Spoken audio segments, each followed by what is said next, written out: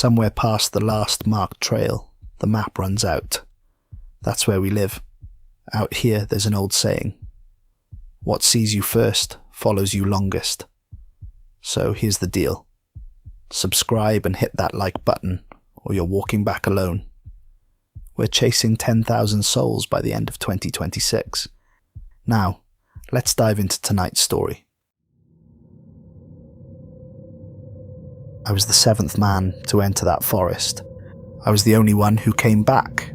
We were told there were deserters hiding somewhere in the Carpathians, men who had abandoned their posts and were attacking travellers along the mountain roads. It was the autumn after the treaty was signed at Belgrade, the one that finally ended the long war between the empires and gave the lowlands of Oltenia back to Wallachia after more than 20 years spent under foreign rule.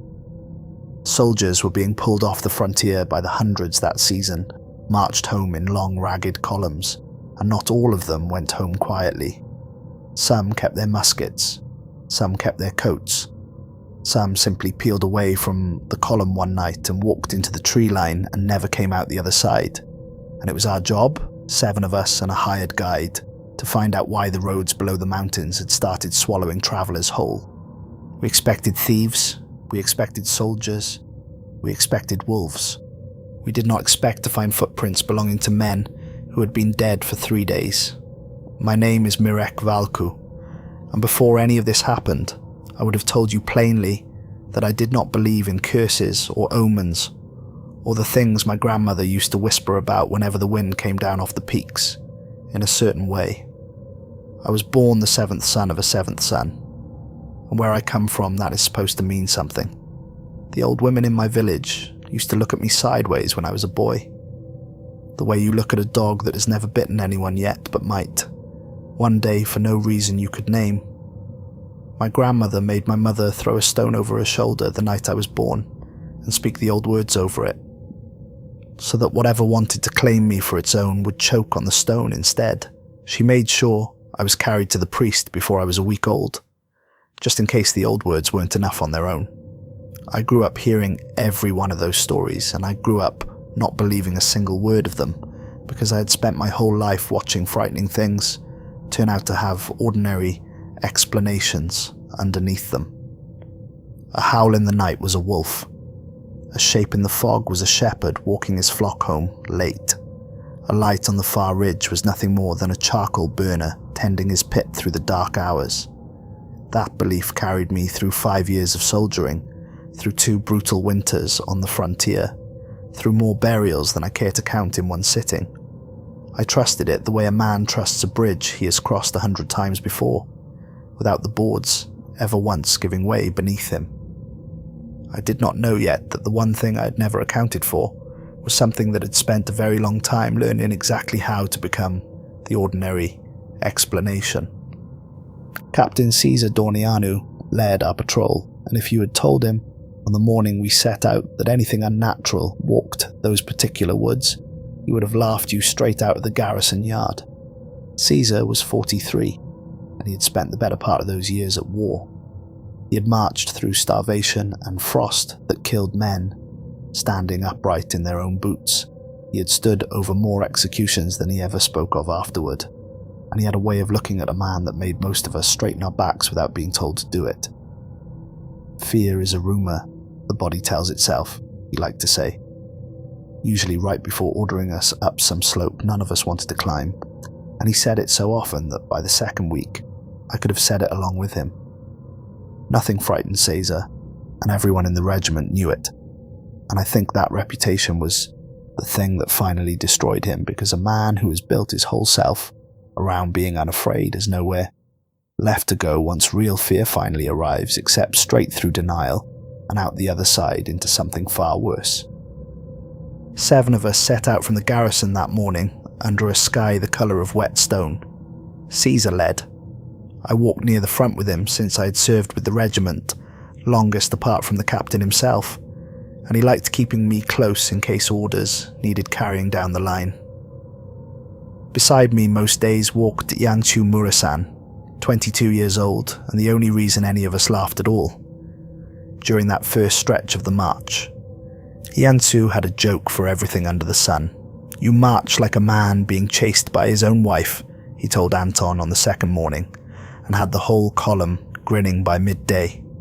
He did impressions of officers he'd served under, of the goats we passed on the lower slopes, of the wind whistling low through the passes until the rest of us were doubled over, despite the weight digging into our shoulders. Bastian Cernat marched nearer the rear, older than the rest of us at 37, quieter than the rest of us too, a man who had a habit of going very still whenever the talk around the fire turned toward these particular mountains, though none of us thought much of it at the time.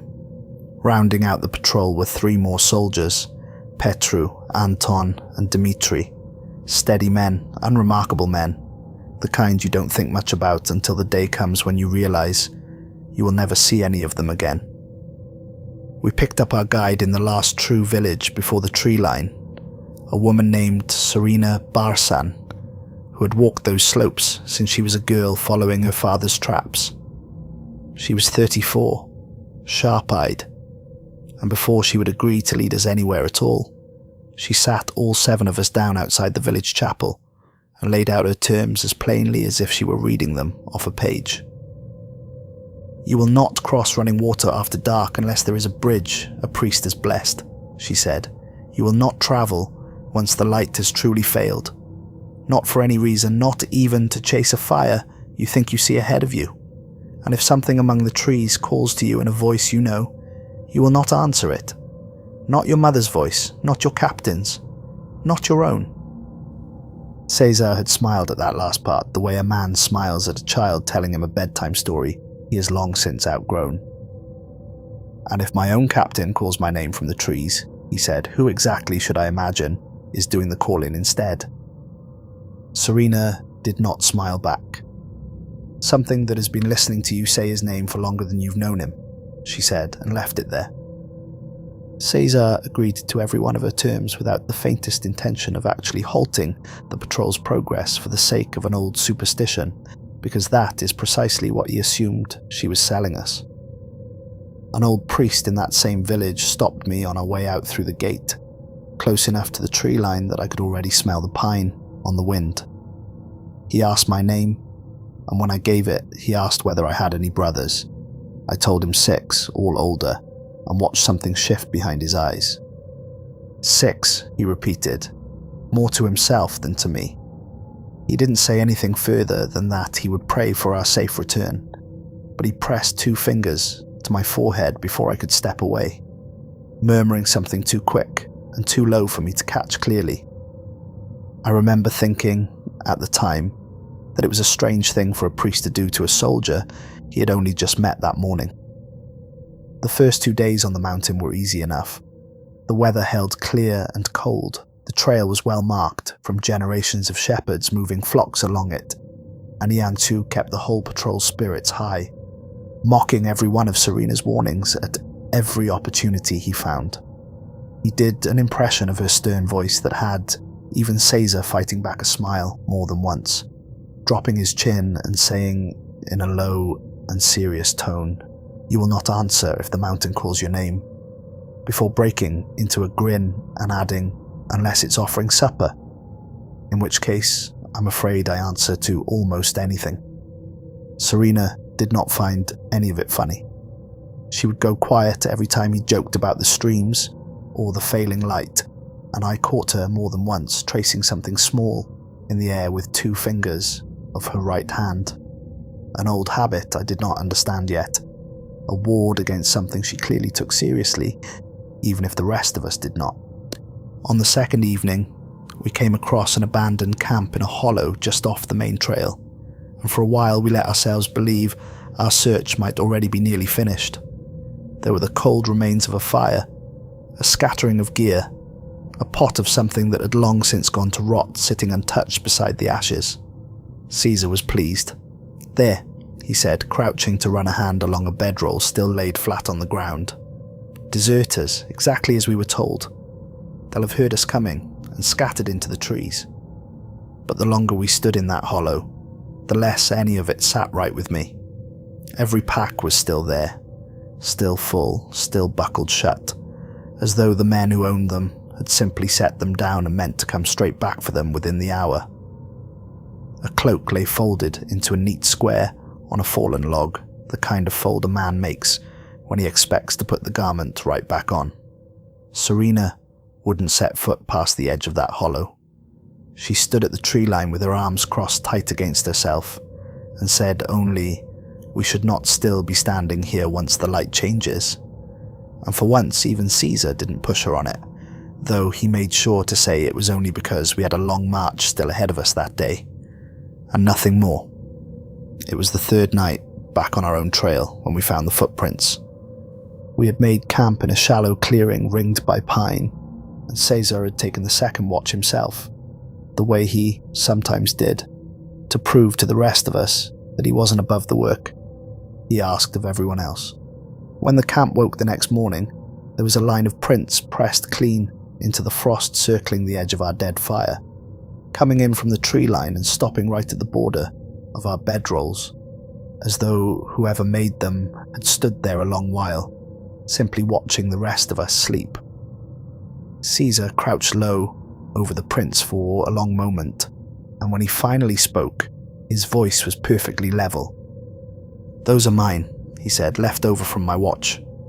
Nobody argued with him out loud, but I crouched over those same prints myself later that morning, once the others had moved off to break camp, and I could see plainly that they led toward where we had slept, not away from it the way a man's watch route naturally would carry him out in a slow circle and back again.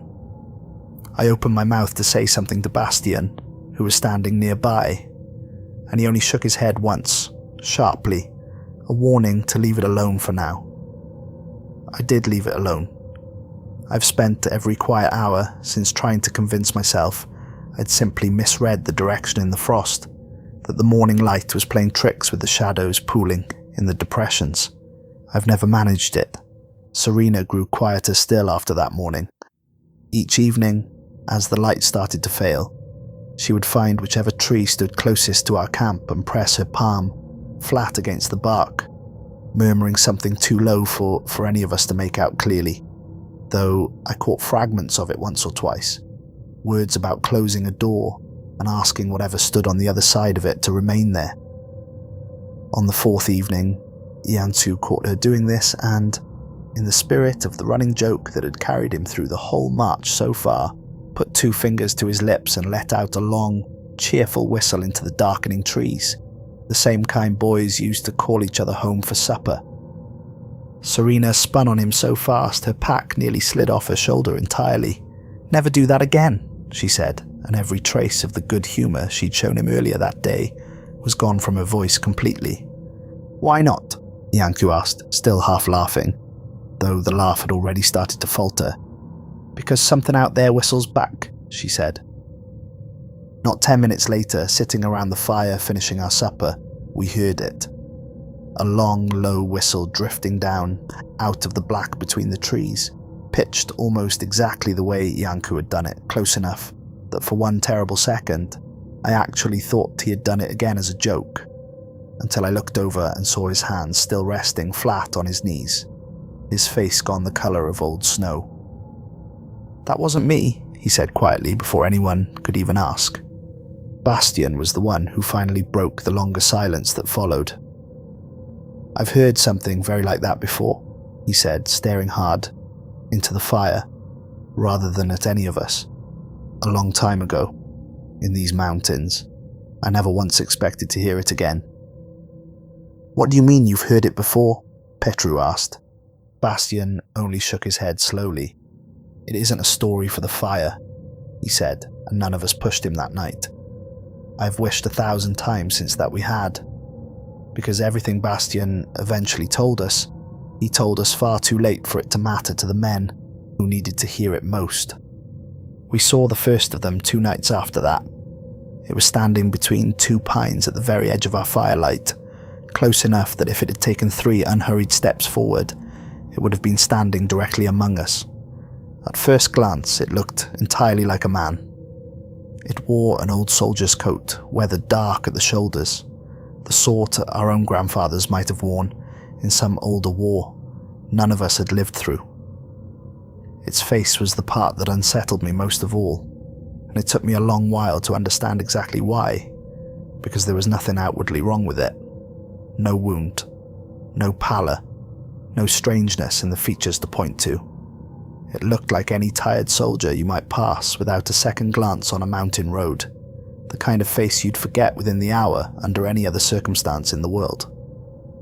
Anton was the first to find his voice. "Who goes there?" he shouted, the old challenge coming out of him half out of training and half out of pure desperation to hear a normal sound in his own throat. The figure between the pines did not answer him. It only smiled, slow and deliberate. And in that same instant, every man in that camp heard his own name whispered from somewhere just behind him, close enough to feel the breath of it against the ear. We spun around as one. There was nothing there at all. By the time we turned back toward the tree line, the figure had vanished without a sound, without a footstep, without so much as a branch stirring to mark where it had gone.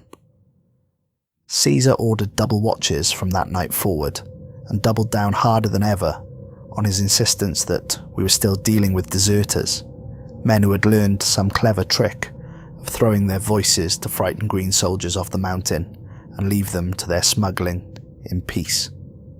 A voice from the dark and a smiling stranger, he said, pacing in front of the fire. "That's a campfire trick, not a curse. Men have been frightening other men out of these woods for 100 years. I wanted to believe him more than I have ever wanted to believe anything in my whole life. I have spent every night since trying to remember exactly how the light had caught that face, hoping I might find some overlooked detail in the memory that would let me file the whole encounter away as nothing more than a man after all. I have never found one. Nobody slept properly the rest of that night. Anton kept his musket across his knees the entire time, and even Serena, who had clearly seen more of these mountain secrets than any of us, sat with her back pressed hard against a tree, rather than lying down at all. I remember watching the fire burn low and thinking, with a kind of numb detachment, that I had never in 5 years of soldiering felt less like a soldier than I did in that moment, surrounded by armed men, and still entirely certain that not one of our muskets would matter in the slightest if that smile ever came that close again. Radu went missing 3 nights later.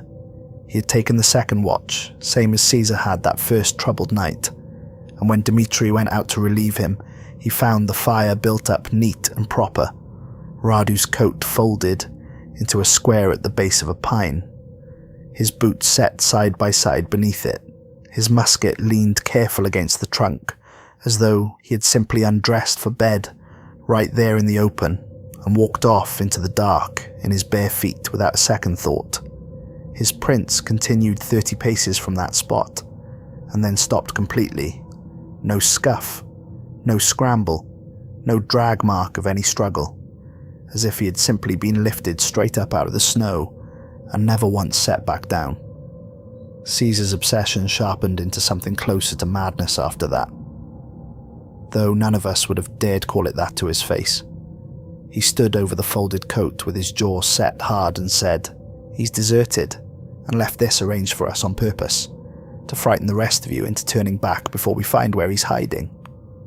"And if he's deserted," Mirek said, because it was me who finally said it, "why would a deserter fold his coat instead of taking it with him into the cold?" Caesar didn't answer that. He only ordered the patrol to press on deeper along the ridge, further from the last true village any of us had laid eyes on. Serena begged him that same morning to turn us around. He refused to even discuss it, and from that point forward he would not let her lead us anywhere but forward. Yangshu changed around that same time, and it was the change in him that frightened me more than almost anything else that followed, because Yangshu had always been the one steady thing I could count on to lighten the weight the rest of us were carrying. He stopped joking entirely. He stopped eating more than a few bites at each meal, pushing the rest away untouched. He took to staring off into the tree line for long stretches at a time, so long that I often had to say his name twice before his eyes would come back to me. Then, 4 nights after Radu disappeared, I woke deep in the dark to find his bedroll empty beside mine. I found him standing at the very edge of camp, barefoot in the snow, facing the black wall of trees dead ahead of him, and when I touched his shoulder, he startled so badly he nearly went down. "Did you hear him?" he asked me, gripping my sleeve. "Did you hear my father calling me?" "Iancu, your father's been gone 6 years." "I know that," he said, and there were tears freezing on his face by then. "I know that, but it sounded exactly like him. It knew the way he used to say my name when supper was getting cold." Serena told me more that night than she had told anyone else in the patrol, sitting a little apart from the fire, while the others slept in fits and starts around us. "My mother lost a brother to these woods when I was small," she said. "The family spent a full year afterward doing everything the elders told us to do, burning certain herbs at the threshold, iron across every windowsill. A candle kept lit in the window from dusk until dawn without fail. Every single night." She looked at her own hands for a while before she went on. "None of it ever brought him back.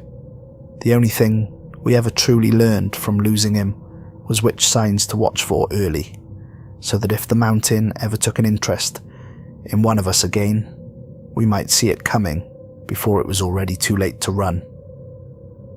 "And are you seeing the signs now?" I asked her. She didn't answer that directly. She only reached over and touched the collar of my coat, where a sprig of garlic had gone limp and brown from the cold, and said, "Keep this closer to your throat than that." We tried what protections she knew how to offer, that same evening and every evening after. Garlic braided into the collars of our coats until the smell of it clung to everything we owned. Iron nails driven deep into the frozen ground in a ring around our fire, one for each of us hammered in with the butt of a musket. Serena pressing her palm flat against each of our foreheads in turn, murmuring words in an old dialect I only partly understood. Something about closing a door and keeping it closed against whatever waited on the far side. For one single night, it seemed to work. We heard nothing. We saw nothing. Iancu even managed a small tired joke before he fell asleep. The first in days, something about how the garlic was going to get him killed by his own patrol long before any curse did.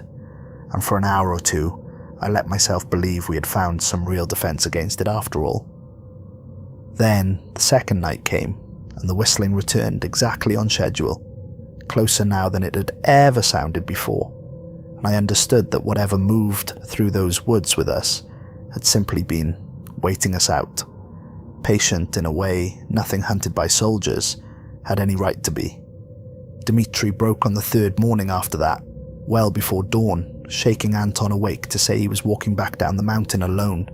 Garrison orders or no garrison orders, protections or no protections. "I would rather stand before Caesar in chains than stand out here another night," he said, loud enough that half the camp heard him say it. Anton tried to talk him out of it, and when that failed, he went and woke the rest of us, hoping Caesar's authority might carry more weight than his own. By the time Caesar reached him, Dimitri was already 20 paces down the back trail, moving fast, refusing to even turn and argue the point properly.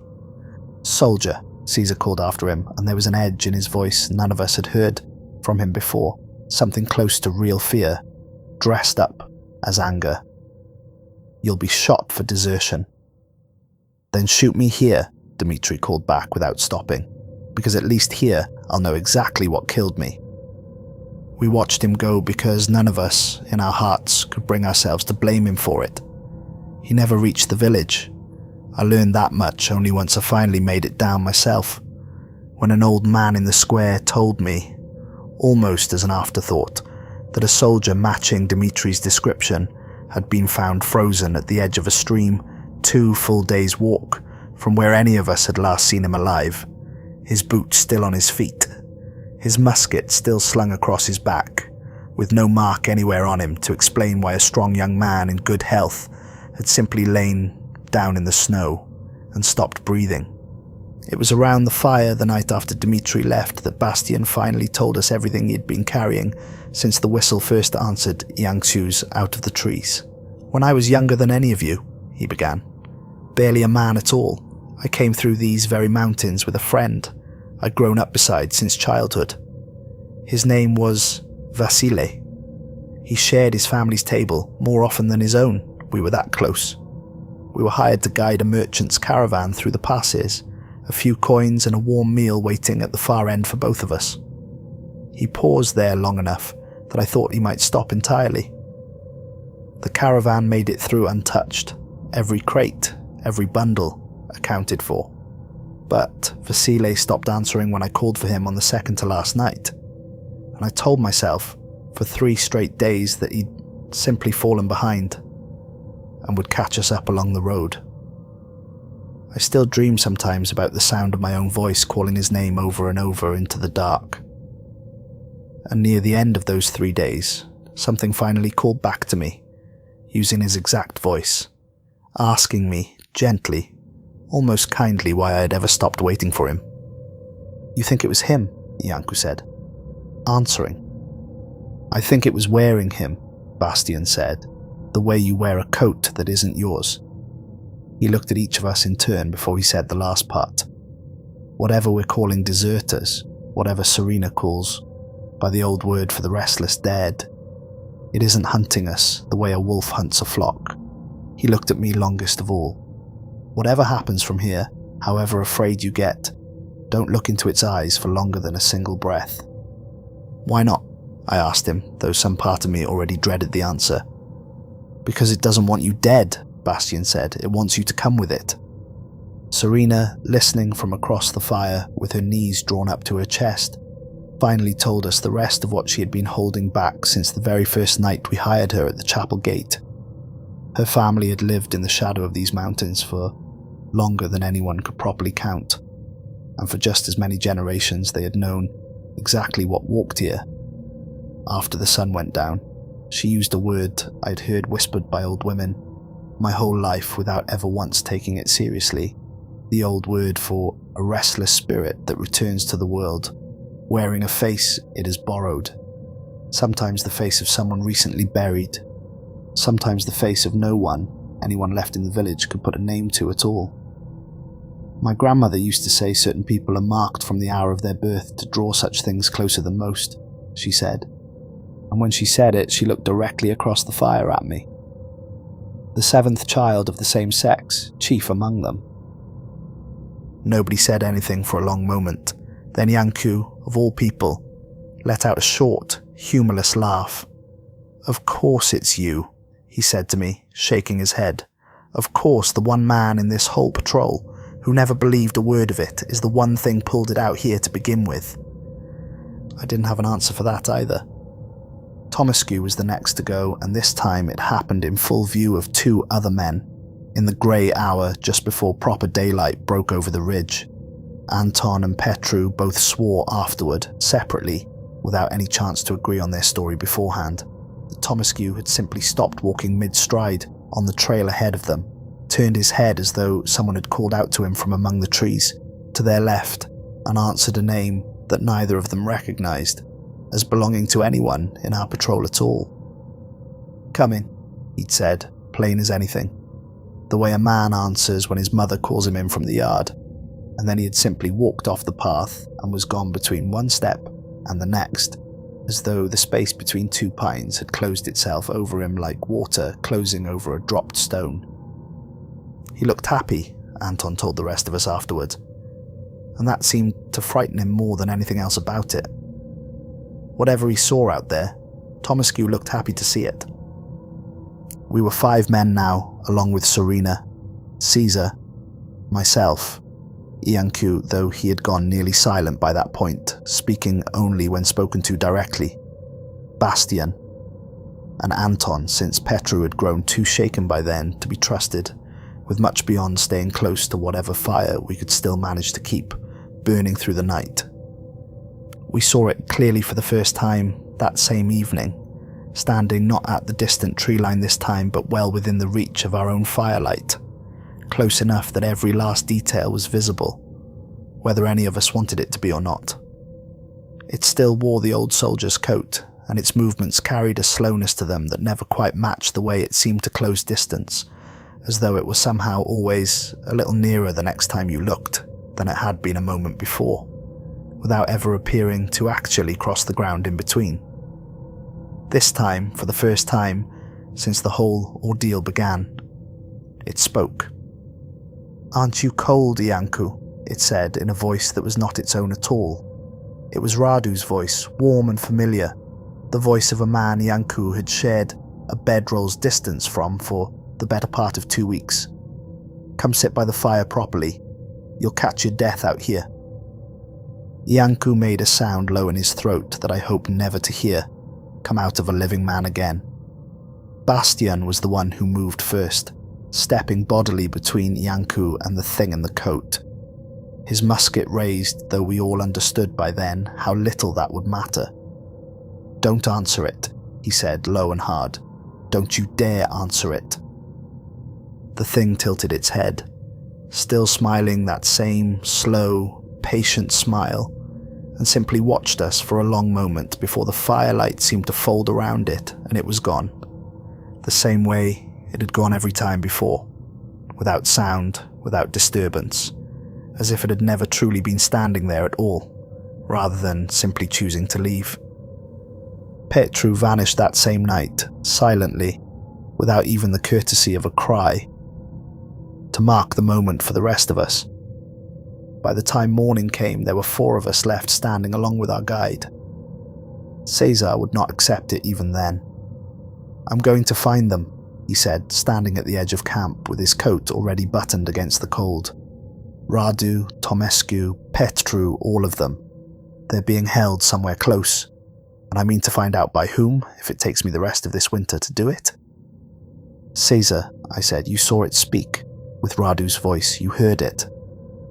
"I heard a trick," he said, though his own voice had lost most of its old certainty by then, "and I intend to find the man behind it."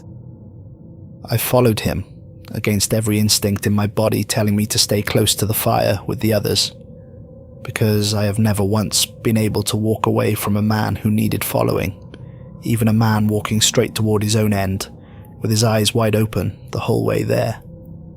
We searched for the better part of an hour, calling out names into the trees that no longer answered back in any voice we could trust. Then, somewhere ahead of me on the trail, I heard Caesar's own voice, calm and commanding, giving an order the way he'd given 100 orders before. "Fall in," it said. "This way." I hurried toward the sound, relieved beyond words to have found him, and came instead into a small clearing where his musket stood driven upright into a snowbank, point down, exactly the way a man plants a marker to say he intends to come back to this spot. There was no coat this time, no boots set neatly aside, only the musket standing alone in the moonlight, and Caesar's voice already fading somewhere further off into the trees, still calling orders to men who were never going to fall in beside him again. Only Bastian, Iancu, Serena, and I remained by the time true night fell again. We sat close around what little fire we could still manage to keep alight, and Bastian finally laid out the whole shape of what we were truly facing, the last piece he had been saving back even from Serena, gathered from whatever he had lived through as a boy in these same woods decades before. "The longer we stay among these trees," he said, "the better it gets at wearing us. Not just our faces, our memories, our exact voices, the particular way each of us laughs, the way we clear our throats, the small things only someone who's known us a long while would ever notice. Given enough time, it can recall things only the real man could possibly know. It could stand in front of your own mother and answer every question she thought to ask, and there would be no way left on this earth to prove it wasn't truly you standing there in front of her." He was quiet a moment. "It's already called out to me twice this week using my childhood name. A name I've never once spoken aloud to any of you. A name only my mother and Vasile ever used for me." Iancu disappeared sometime in the hour after that, and none of us saw it happen. One moment he was seated across the fire from me, staring into the flames the way he had taken to doing every night since Radu was first lost.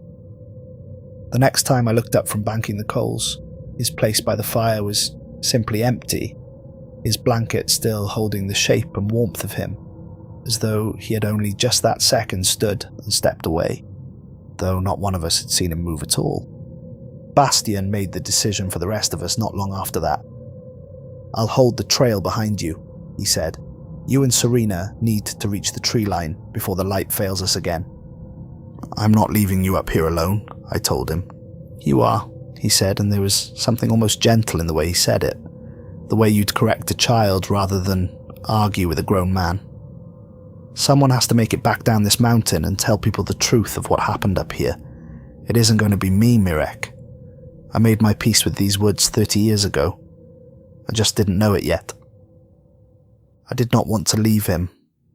I've spent my whole life unable to leave anyone behind, and it was that same refusal that had cost me Cesar only hours before, and had very nearly cost me everything I had left now. Bastian put both hands on my shoulders in the dark. "Tell them Vasily's name," he said. "If nothing else, tell someone his name, so it isn't only these trees that remember him." I left him standing at a narrow break in the pines with his musket raised and his back straight, and I've never once been able to decide whether that was courage on his part, or simply his own version of the very same flaw that had been dragging me toward ruin since the first troubled night of this whole journey. Serena and I ran together through what felt like the last true stretch of that forest, the ground falling away downhill beneath our boots, the trees around us thinning at last after so many days of nothing but pine pressed close on every side. Somewhere behind us I heard my own name called out twice, in two different voices, one that sounded like Caesar and one that sounded, impossibly, exactly like my own. I did not stop. I did not look back, no matter how badly some deep animal part of me wanted to. Serena did not make it to the tree line either. I only realized she was gone when I finally burst out from beneath the last stand of pines onto open, moonlit ground and turned to find no one behind me at all. No sound of her boots crunching through the snow, no trace remaining that she had ever been running at my side in the first place. I did not go back for her. That too is something I will have to carry for whatever remains of whatever I am now. I reached the village alone sometime well past midnight, half frozen through, certain in every fibre of what was left of me that I was the last man alive from that entire patrol. The last stretch of road down out of the foothills felt longer than the whole rest of the march combined.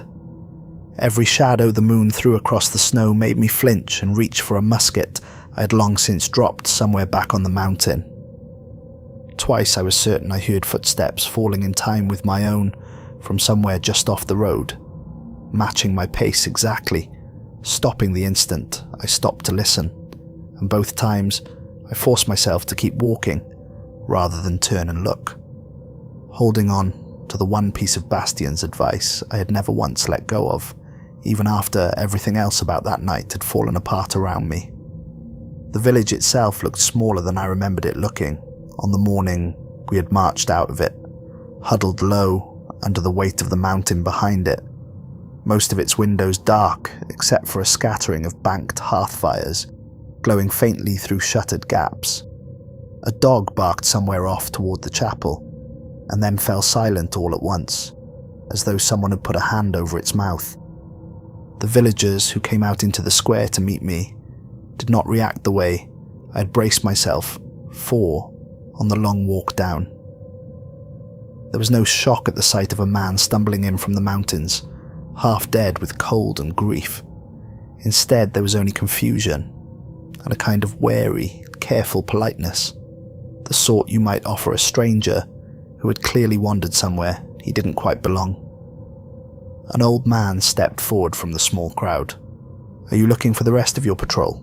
he asked gently, as though he were breaking news to me rather than asking a question. "They came down off the mountain 3 days ago. All 7 of them," tired but whole. They've taken rooms at the inn to rest before going on to the garrison." "That isn't possible," I told him. "I watched every one of those men vanish into that forest, one after another. I left the last of them standing alone against something that wears men's faces the way other men wear borrowed coats." He only looked at me with a kind of quiet pity I did not understand in that moment, and pointed me towards the inn at the far end of the square, where a single lit window still glowed warm and steady against the dark. I walked toward that window slowly, and every step of that short distance across the square felt longer than the whole march down the mountain had been. I needed, more than I have ever needed anything in my life, to see it disproven with my own eyes. I needed to stand there and find the room behind that glass empty, needed it so badly that for a moment I nearly turned around and walked away rather than risk finding it otherwise. The old priest from the chapel gate was standing near the inn door as I passed, the same one who had pressed his fingers to my forehead on the morning we left, and he did not try to stop me or offer any comfort at all.